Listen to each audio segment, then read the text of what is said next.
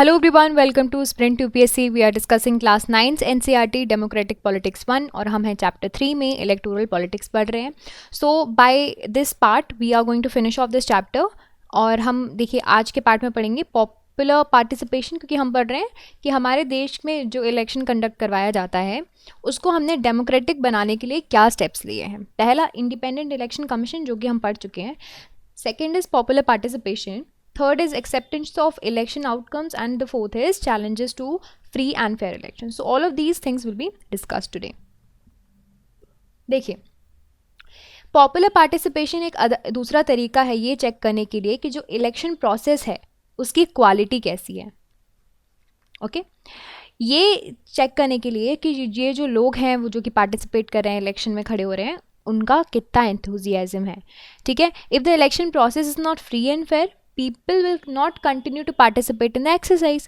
देखो, अगर ये चीज़ें जो होंगी फ्री एंड फेयर नहीं होंगी, अगर आपको पता चलेगा कि आप जो वोट देने गए उसकी कोई वैल्यू ही नहीं थी, इसको रिग कर दिया गया है या फिर कुछ ऐसा ऐसी चीज़ यूज़ कर दी गई है या फिर ऐसी डर्टी ट्रिक यूज़ कर दी गई है कि आपके वोट की वैल्यू नहीं है, तो आप नेक्स्ट टाइम वोट नहीं देने जाओगे. सिंपल. ठीक है, अब हम थोड़े चार्ट्स देखते हैं. ये देखिए, 1 voter turnout in India and UK, United kingdom. Voter turnout है. सो लोगों का पार्टिसिपेशन, लाइक अगर आपको चेक करना है इलेक्शंस में, is by the voters turnout figures, कि कितने लोग वोट देने आए. टर्नआउट्स क्या इंडिकेट करता है? Percent of eligible voters who actually cast their vote, यानी कि कितने परसेंट लोग वो वोट कास्ट करते हैं.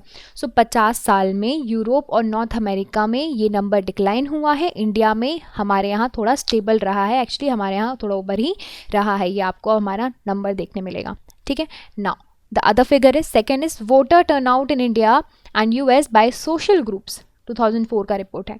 So अब देखो, in India poor, illiterate, unprivileged people, ये जो सारे लोग हैं ना, they cast large proportion of vote as compared to rich and privileged section. ठीक है, हमारे यहाँ ये जो लोग हैं, ये लोग ज़्यादा वोट देते हैं, इनका ज़्यादा प्रोपोर्शन होता है वोटिंग्स में rather than rich and privileged one.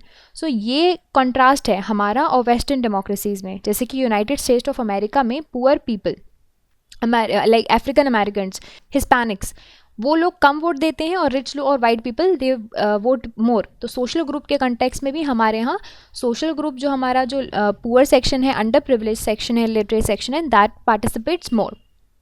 Now third one, do you think your voter makes a difference? देखो यहाँ पे क्या है, नेशनल इलेक्शन स्टडी 2004 का यहाँ पे इलेक्टोरल पॉलिटिक्स का सीन है. 67% has effects, 18% has no effects and 15% don't even know. So common people in India attach a lot of importance to the election. When it comes to elections, हम बहुत importance रखते हैं elections पे. हमें लगता है कि हम ना इलेक्शंस के थ्रू पॉलिटिकल पार्टीज़ पे प्रेशराइज़ कर रहे हैं, और हमको प्रेशराइज़ करते हैं कि यार आप ये चीज़ करो तभी हम आपको वोट देंगे, वरना आपको वोट नहीं देंगे. अगर आप ये चीज़ नहीं करोगे तो हम दूसरी ऑपोजिशन पार्टी को वोट दे देंगे और नेक्स्ट ईयर में ये चीज़ करके ले आएगा. तो हमारे यहाँ के जो वोटर्स हैं, हम ये सोचते हैं कि हमारे वोट मैटर करते हैं, right? So yes, that makes a difference. Now the fourth one is those who participate in any election related activity in India. ये है हमारा figure. So the interest of voters in election related activity has been increasingly over the years of 2004 के time पे देखोगे तो more than 1/3 voter took part in the campaign related activities. ठीक है, campaign related activities में 1/3 से ज़्यादा लोगों ने पार्टिसिपेट किया. And more than half of the people actually उन्होंने आइडेंटिफाई किया अपने आप को बीइंग क्लोज टू वन और the other political party. So out of every 7 voters, हर एक 7 वोटर में एक मेंबर ऐसा मिल जाएगा आपको क्या, जो कि पॉलिटिकल पार्टी से बिलोंग करता है. तो क्या है ये, इलेक्शन एक्टिविटीज़ में लोगों का पार्टिसिपेशन कैसा है? ज़्यादा है. ठीक है, दिस इज़ देयर. नाउ ये चीज़ें हमारे इलेक्शन को क्या बनाती हैं? ये चीज़ें हमारे इलेक्शंस को बनाती हैं डेमोक्रेटिक. लोगों का पार्टिसिपेशन, पीपल कितने लोग टर्न आउट कर रहे हैं, क्या सारा सोशल सेक्शन जो है पार्टिसिपेट कर रहा है कि नहीं कर रहा है, that makes a difference. Now the other point comes the acceptance of election outcomes. So the final test, free and fair election का ये फाइनल टेस्ट है कि जो आउटकम आ रहा है वो लोगों ने एक्सेप्ट किया है या नहीं. अगर इलेक्शन फ्री और फेयर नहीं होंगे, and the outcomes always favor the powerful, In such situations, ruling party do not lose the elections. Usually, losing party does accept the outcomes of a rigged elections.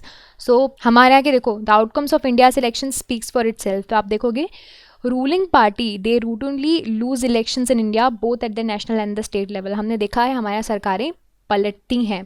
ठीक है, in every 2 out of 3 elections held in 25 years आपको देखने मिलेगा ruling party lost. Now US में incumbent और sitting elected representative वो rarely ही election जो है वो लूज़ करते हैं. इंडिया में half of the sitting MPs and MLA do lose their elections. ठीक है, हमारे यहाँ सीन होता है. और कैंडिडेट्स जो कि हैं they have known to spend a lot of money and buying votes and those known the criminal connections often lose the elections as well. हमने देखा है कि जिनके क्रिमिनल कनेक्शंस है, जिनके पास मेजरली पावर है, चाहे वो पैसे का पावर हो चाहे वो आपका पॉलिटिकल पावर हो, वो भी इलेक्शन हार जाते हैं. एंड होता है कुछ इलेक्शंस ऐसे हैं, डिस्प्यूटेड इलेक्शंस होते हैं जहाँ पे the electoral outcomes they are usually accepted as people's work did by the defeated party. Okay, now what are the challenges to the free and fair elections. So इससे simple conclusion निकलता है, election in India are basically free and fair. Party जो election जीतेगी वो government बनाएगी, वो इसलिए बनाएगी क्योंकि लोगों ने उसको वोट दिया है और लोगों ने राइवल्स को वोट नहीं दिया है, उसको वोट दिया है. ये हर एक कॉन्स्टिट्यूएंसी के टर्म पे आप सही नहीं बोल सकते क्योंकि कुछ candidates purely on the basis of power and money और अनफेयर मीन्स से ही जीतते हैं. बट ये जो हमारा पॉपुलर रेफरेंस देखोगे तो पॉपुलर रेफरेंस में आपको चीज़ें सही भी मिलती हैं. कुछ एक्सेप्शंस हैं जो कि इस तरह के काम करेंगे, अदरवाइज हमारा जो इलेक्शन प्रोसेस है मोर और less it is more of the democratic. Yet the picture looks different if we ask the deeper questions. कैसे deeper questions? So are people preference based on real knowledge?